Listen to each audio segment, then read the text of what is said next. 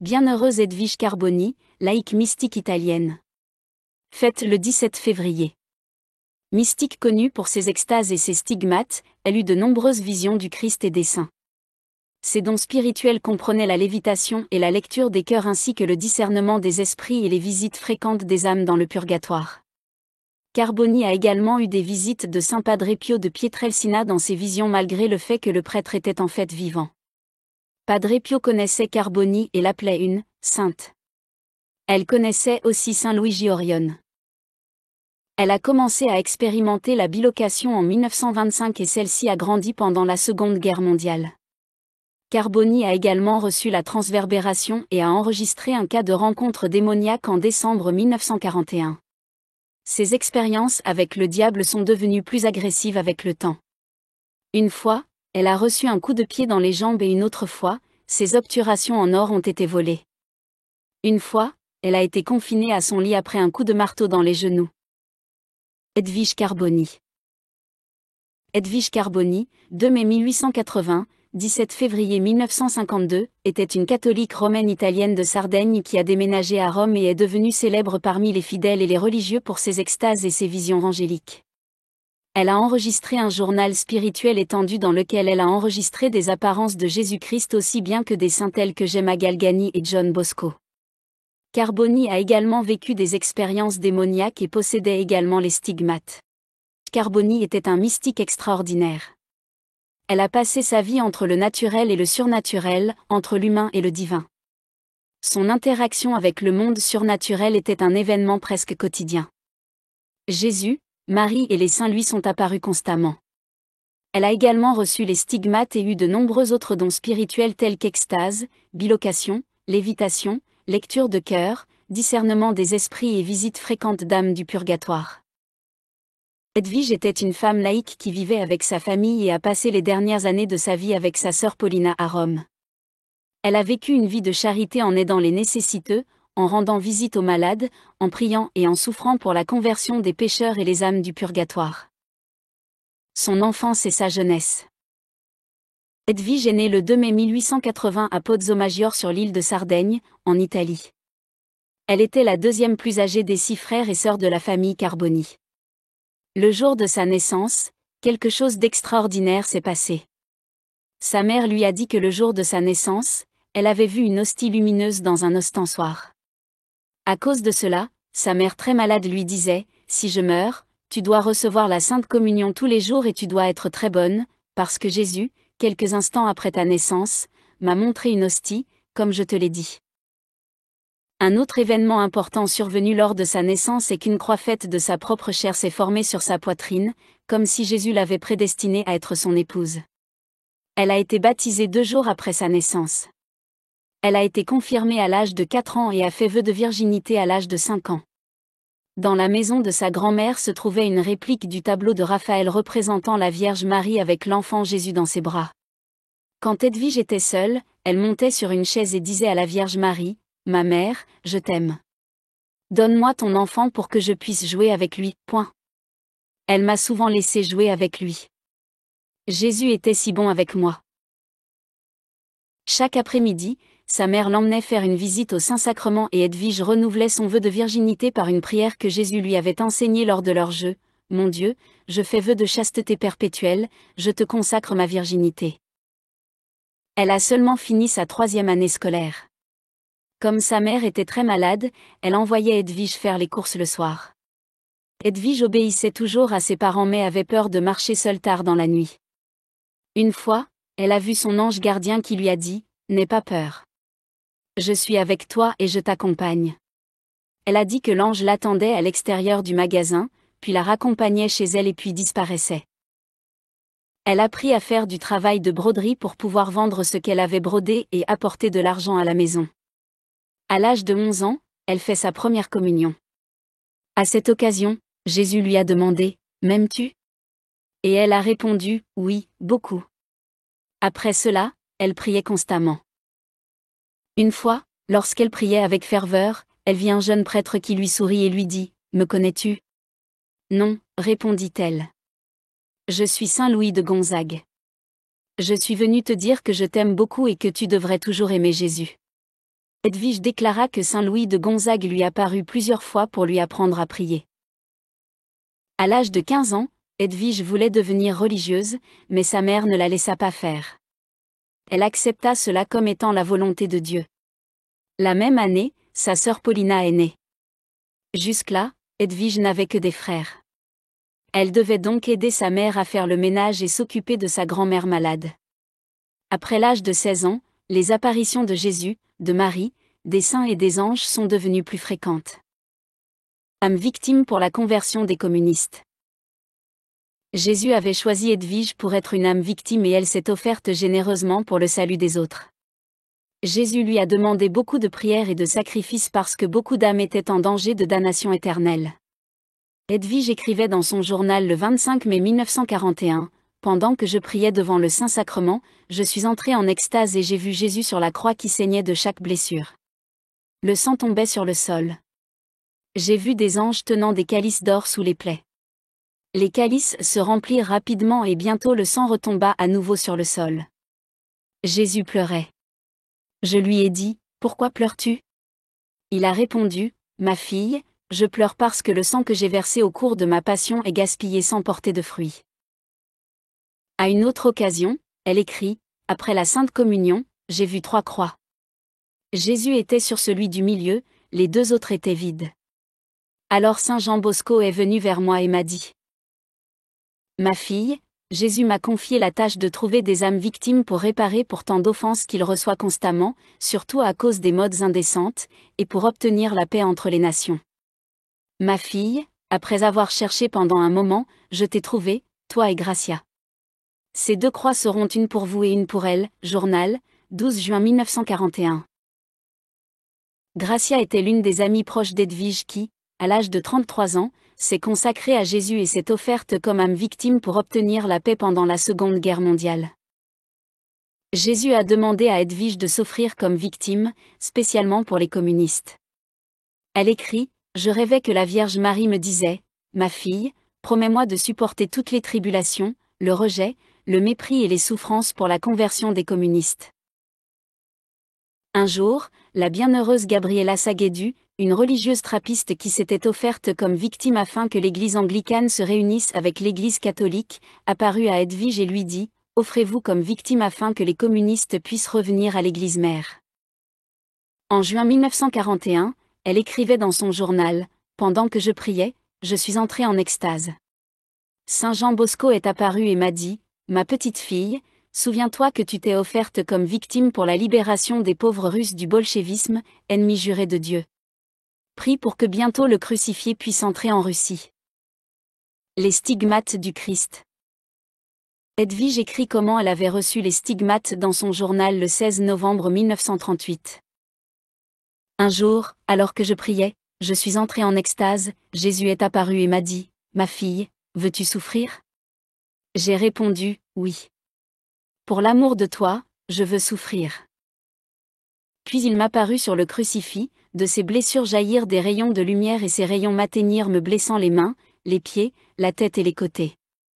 J'ai ressenti une douleur dans toutes les parties blessées et je suis restée sur le sol pendant plusieurs heures. Quand je me suis réveillée, j'ai vu que du sang coulait de mes blessures et j'ai ressenti une grande douleur. Depuis ce jour, j'ai commencé à méditer sur la Passion matin et soir. Elle a également reçu la couronne d'épines et la transverbération, la blessure à son cœur. Ce phénomène est arrivé à de nombreux autres mystiques tels que Padre Pio et Sainte Thérèse d'Avila. Edwige a écrit, « Je priais pour le bon Jésus, et tout à coup un ange est apparu et a blessé mon cœur. Je sens toujours cette blessure maintenant. C'est une blessure qui me brûle d'amour pour Jésus. » Flora Argenti a témoigné qu'elle avait vu la peau du cœur d'Edwige brûler et boursoufler et qu'une chaleur intense se faisait sentir. Elle avait des chemises de nuit avec des marques de brûlure autour de son cœur. Sa piété et ses vertus. Edwige a vécu une vie de pénitence et de charité. Elle n'a pas accompli de grands actes de pénitence comme les autres saints mais elle a patiemment accepté l'inconfort, les souffrances et la persécution de la part de personnes qui la considéraient comme une folle ou une voyante. Elle jeûnait souvent et ne mangeait en général qu'un morceau de pain au petit déjeuner et au souper. Tout au long de sa vie, Edwige a dû s'occuper de sa mère, de sa tante, de sa grand-mère, de son père et enfin de sa sœur Paulina. Elle l'a toujours fait avec amour et patience. Elle a particulièrement aimé les pauvres. Si quelqu'un de pauvre frappait à la porte pendant qu'elle mangeait, elle leur donnait toute sa nourriture. Edwige disait, « Les pauvres sont mes plus chers amis. Je donnerai tout pour eux, boucles d'oreilles, bagues. Je les aime parce que Jésus les aime. Au ciel, nous verrons tout le bienfait aux pauvres. Ils nous ouvriront les portes du ciel. » Bilocation. Pendant la Première Guerre mondiale, Edwige se rendait fréquemment en bilocation sur le champ de bataille, puis elle rapportait des informations sur des soldats disparus ou morts. Paulina se souvient qu'Edwige avait été emmenée 2 fois rendre visite au cardinal Mindzanti en prison et qu'elle lui avait parlé et à Jésus. Le cardinal Mindzanti a également reçu des visites de Padre Pio en bilocation pendant son emprisonnement.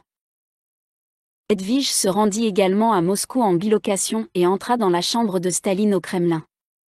Elle le vit bouger son poing en disant « Je suis le puissant et terrible ennemi de Dieu ». Edwige a déclaré que Staline avait un regard si vilain que vous en aviez peur. Vitalia se souvient, un jour, j'étais chez Edwige et Paulina. Nous avons vu Edwige en prière profonde et l'avons entendu dire, vous devez vous convertir. Mais si vous voulez être l'ennemi éternel de Dieu, vous le serez.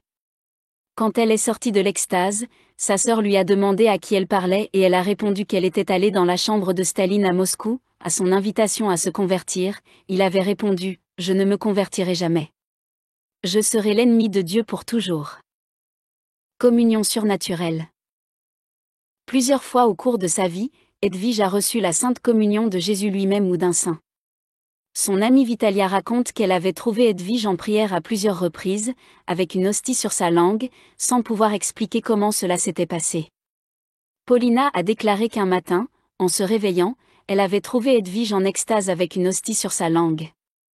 Elle lui a ensuite posé des questions à ce sujet et Edwige lui a dit que saint Paul de la Croix et 2 autres passionnistes, dont saint Gabriel de l'Adolorata, étaient venus la lui donner. D'autres fois, elle a reçu la communion de saint Jean Bosco, de saint Dominique Savio, de saint Vincent Strambie et d'autres. L'ange gardien d'Edwige était son ami fidèle et l'a aidé dans tous ses besoins. Sœur Teresa Josefina Azna a dit, « Mon oncle m'a fait lire des lettres qui semblaient avoir été écrites par des personnes très instruites, alors qu'Edwige n'était pas scolarisée. Ces lettres avaient été dictées par son ange gardien. Certaines d'entre elles ont été écrites en latin, une langue qu'Edwige ne connaissait pas. Son amour pour Marie et le chapelet. Depuis l'âge de 5 ans, Edwige a vu la Vierge Marie prendre vie sur un tableau chez sa grand-mère.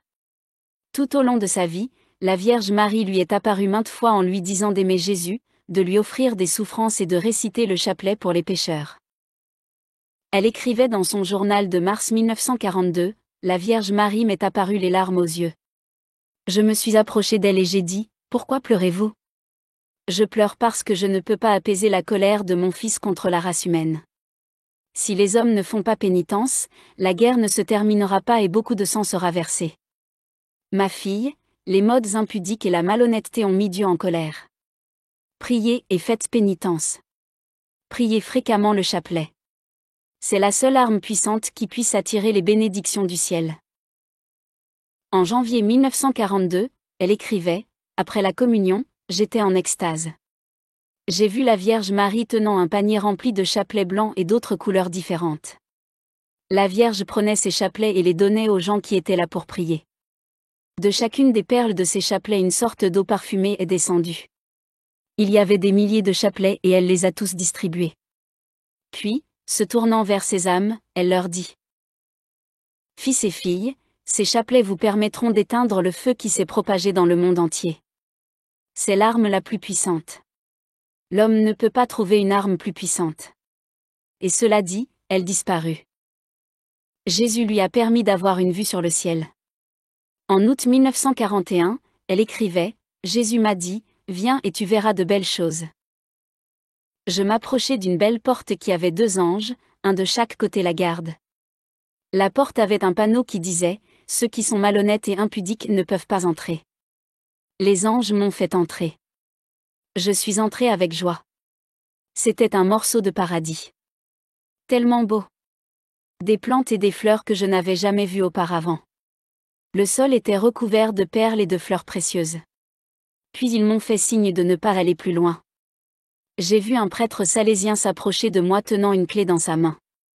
Il ouvrit la porte où il était écrit « Jardin salésien ». À l'intérieur, il y avait des prêtres et des laïcs de tous les temps. C'était un beau jardin avec des plantes et des fleurs que je n'avais jamais vues et tout le monde chantait joyeusement. Sa sainte mort. Le 17 février 1952, Edwige se leva tôt le matin et alla à la messe comme d'habitude. Elle revint à la maison et prépara un repas avant de retourner à l'église pour entendre le père Lombardi prêcher. Edwige et Paulina sont rentrées chez elles vers 20h30 en train.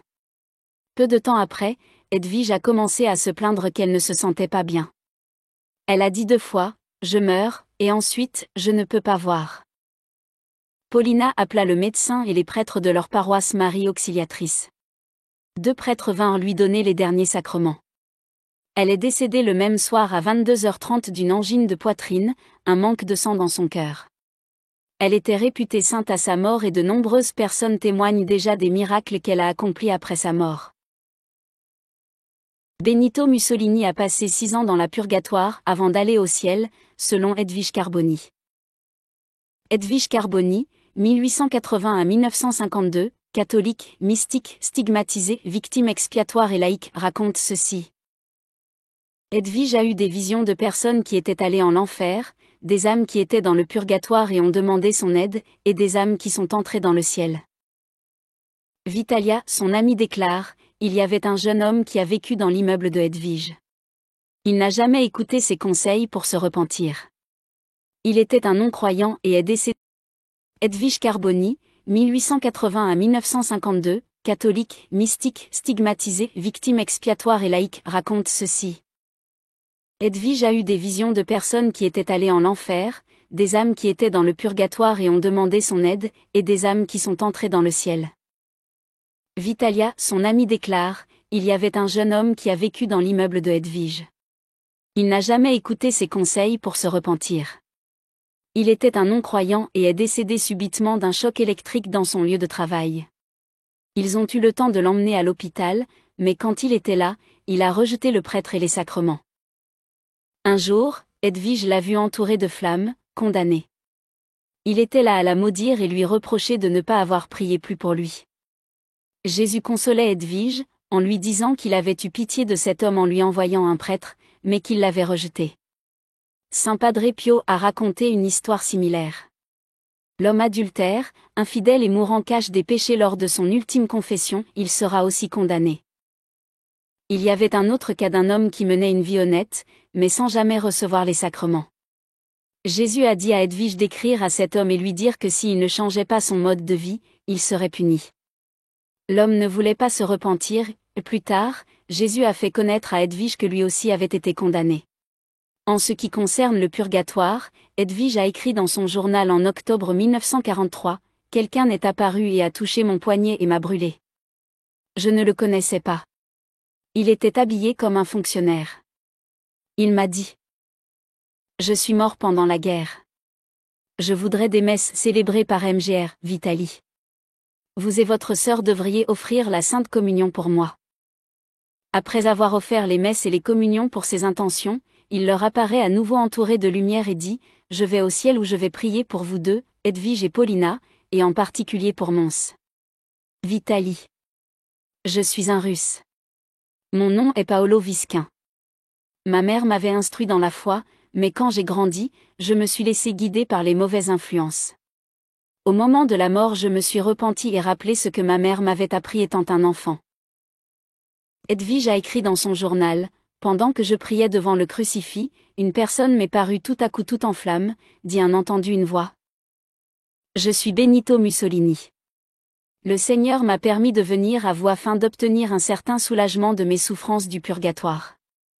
Je vous exhorte, comme un acte de charité, à offrir pour moi toutes vos prières, souffrances et humiliations pendant 2 ans, si votre administrateur, confesseur, le permet.